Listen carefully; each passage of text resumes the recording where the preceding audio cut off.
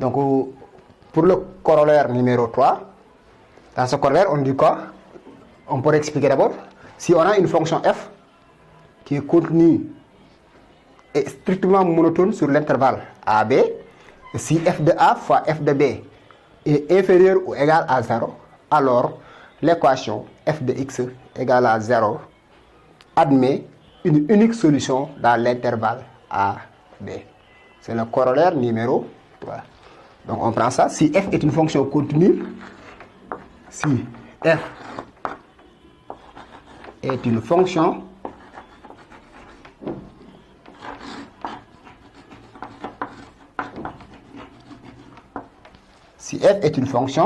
continue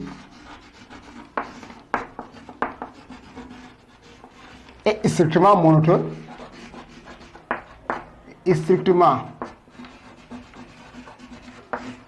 monotone,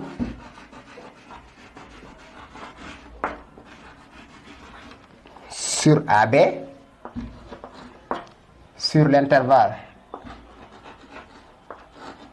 AB, et si f de A fois f de B inférieur ou égal à 0, alors l'équation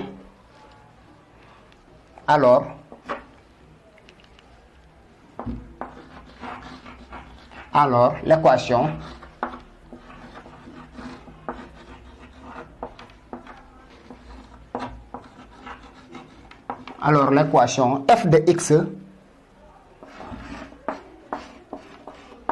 égale à 0 admet une unique solution,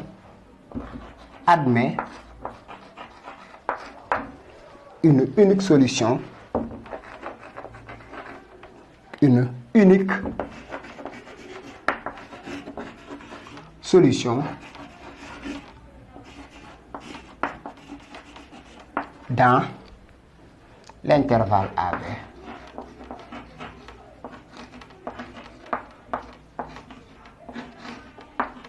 Dans l'intervalle AB. Donc je répète le corollaire numéro 3. Si f est une fonction continue et strictement monotone sur l'intervalle AB, si f de A fois f de B est inférieur ou égal à 0, alors l'équation f de x égale à 0 admet une unique solution dans l'intervalle AB. Donc, rappelez ici, pour le corollaire précédent, on avait tout simplement continuité, on avait deux hypothèses. On avait f continu sur l'intervalle AB et f de A fois f de B inférieur ou égal à 0. Donc, dans ce cas, on avait l'équation pour admettre plusieurs solutions. Mais dans ce cas précis, on a trois hypothèses. F continue sur l'intervalle AB, f est strictement monotone, c'est-à-dire que f est strictement croissante ou bien f est strictement décroissante sur l'intervalle AB. Et si f de A fois f de B est inférieur ou égal à 0, alors l'équation f de x égale à 0 admet une unique solution dans l'intervalle AB. Donc à chaque fois que vous avez continu et strictement monotone, là, souvent l'équation f, dans ce cas, la solution est unique. Si on a continu tout simplement, on peut avoir plusieurs solutions. Mais si on a continu et strictement monotone, donc pour le théorème des valeurs intermédiaires, si on a continu et strictement monotone, dans ce cas, la solution est unique. Donc, ce corollaire, on peut le reformuler. Ce corollaire, donc reformulation du corollaire, reformulation.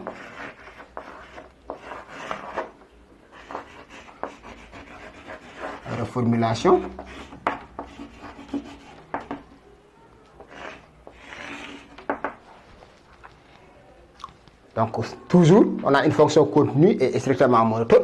Si f est une fonction,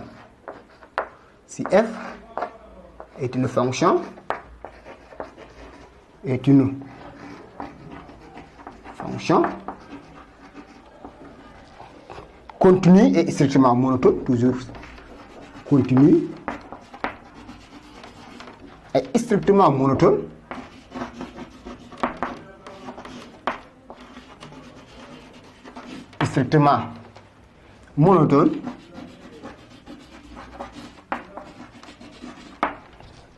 sur AB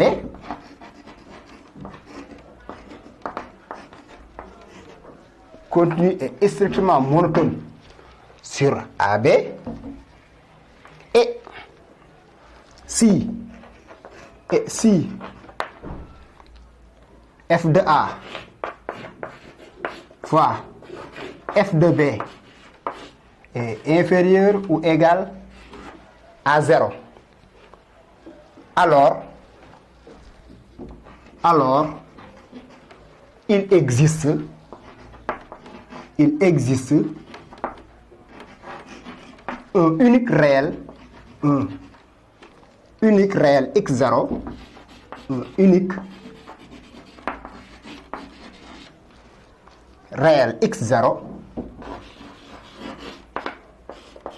et un unique réel x0 appartenant à AB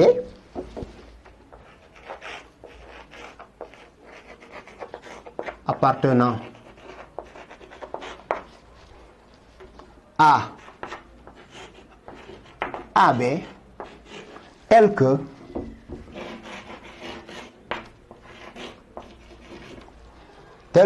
f de x0 égale à 0. Donc c'est ça la reformulation du corollaire numéro 3. Donc comme on a dit tout à l'heure, si on a f une fonction continue et strictement monotone sur l'intervalle AB, si f de A fois f de B aussi est inférieur ou égal à 0, alors l'équation f de x égale à 0 admet une unique solution dans l'intervalle AB. Ou bien autrement, donc, si on a une fonction f qui est continue et strictement monotone sur l'intervalle AB, si f de A fois f de B, donc f de A fois f de B est inférieur ou égal à 0, et alors il existe un unique réel x0 appartenant à l'intervalle AB tel que f de x0 est égal à 0. Donc ces deux phrases aussi sont identiques. Donc les hypothèses cette fois-ci, c'est continu, strictement monotone et f de A fois f de B négatif. Le corollaire précédent, on avait tout simplement continu et f de A fois f de B négatif. Donc pour le théorème des valeurs intermédiaires, pour avoir l'unicité souvent, si on vous dit que si on a continuité et strictement monotone, la solution est unique. Maintenant, si on a continu tout simplement, on peut avoir plusieurs solutions. Mais si on a continuité, la f continue est strictement monotone, donc la fonction est la solution est unique dans ce cas. Donc les hypothèses, on a trois hypothèses. Première hypothèse, f continue. Deuxième hypothèse, f est strictement monotone.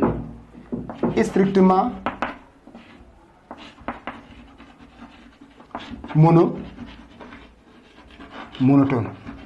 C'est-à-dire quoi? Que f est strictement croissante ou bien f est strictement décroissante. Troisième hypothèse, f de A fois f de B est inférieur ou égal à 0. Si on a ces trois conditions remplies, on dit que l'équation f de x égale à 0 admet une unique solution. Ou bien il existe un unique réel x0 dans AB tel que f de x0 égale à 0.